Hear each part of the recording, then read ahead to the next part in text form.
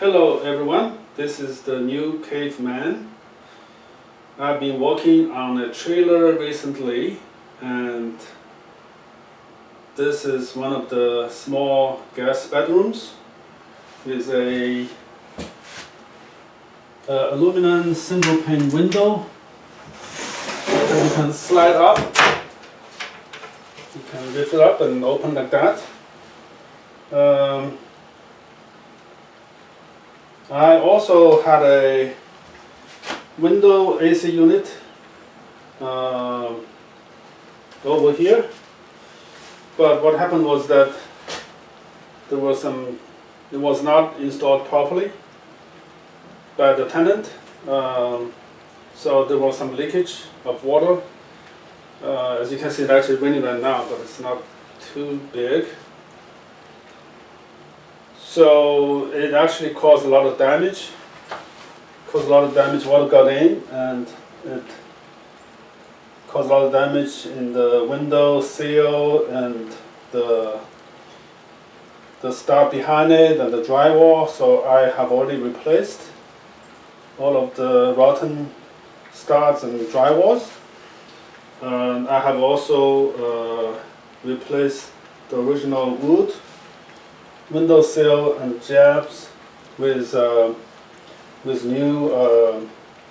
new boards, as well as some new kind of cover on top of that. I'm actually using a laminate flooring just to cover it up and to make it more waterproof. So this is what I have over there.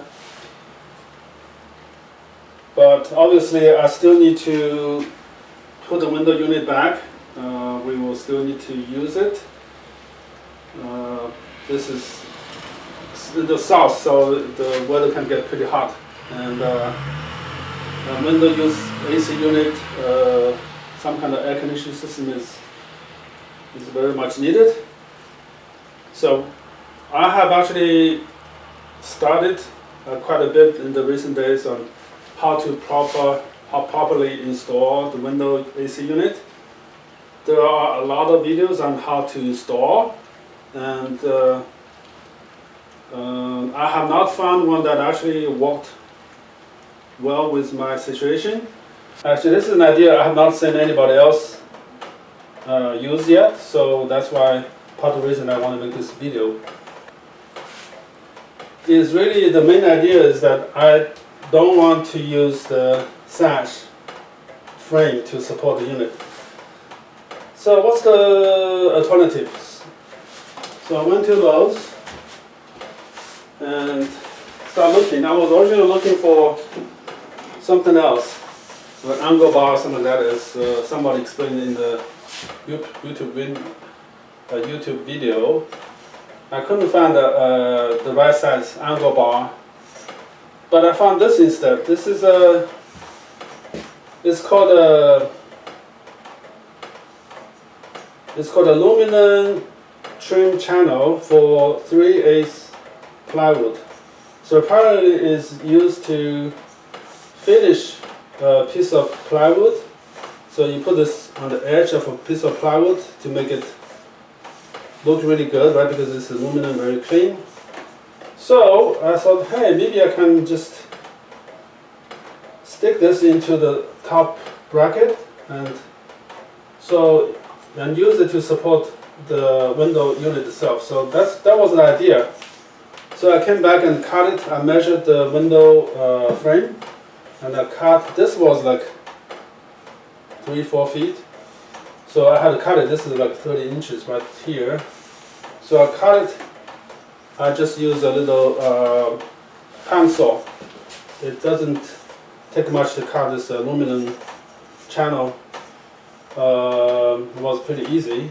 So once I do that, what I can do then is to take this out.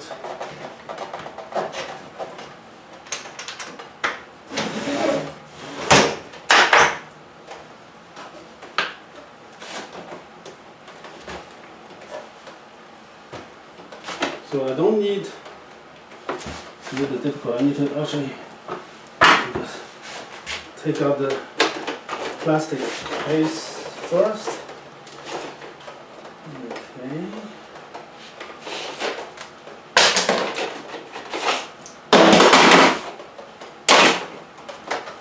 And out. It's actually raining outside, so anyway, so I'm going to put this back. Again, the bracket needs to be sit on the outside of the frame. So here's the trick. Use this bar, and there's the open channel. So it's one side is open, three sides are solid. It's a channel, but the channel is the opening is down, is facing down. So I'm just going to slide this right into the track on both sides, and then put it down on top of the window unit. There you go.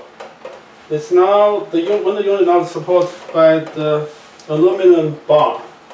Then it's very solid. It does not bend. It bends probably just a little bit. It doesn't do much.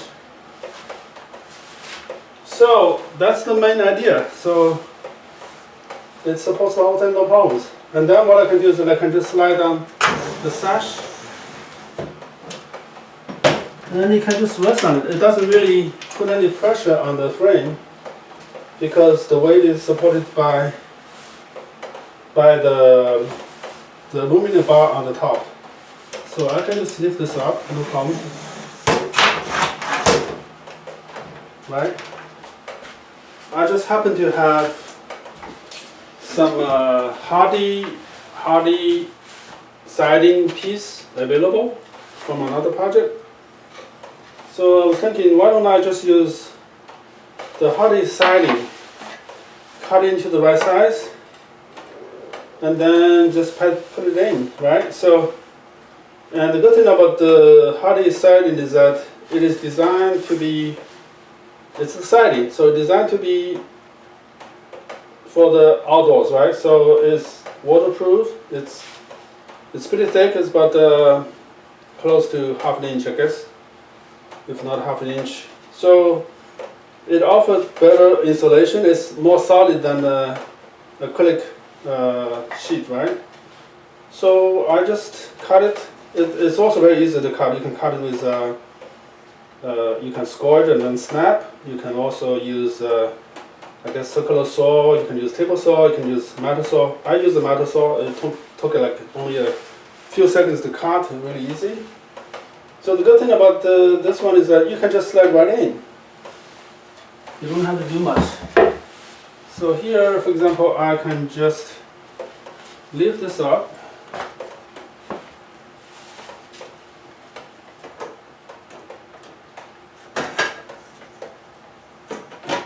And put this out of the way for now, and I'll slide this one in. It slides right into the window track, and then you can put this one back. The good thing about this one is that it fits into this channel itself. So if you put it over there, and then you just slide this this top bar right down, and then it's pretty secure. It's actually this piece is supported by 3 tracks on the left hand side, on the bottom, and on the top of this top bar. So it's very, very secure. I can also slide over this slide a little bit to give room for the other piece. So just move my camera over so you can take a better look at this. So this is the top bar, right? Basically, again, a cut and a slide into this track. This way, go to that way, and then this piece, this hardy siding is basically again insert into this here, and so it's actually supported by 3 tracks. So let me show you how this works on this other side, because this has not been done yet.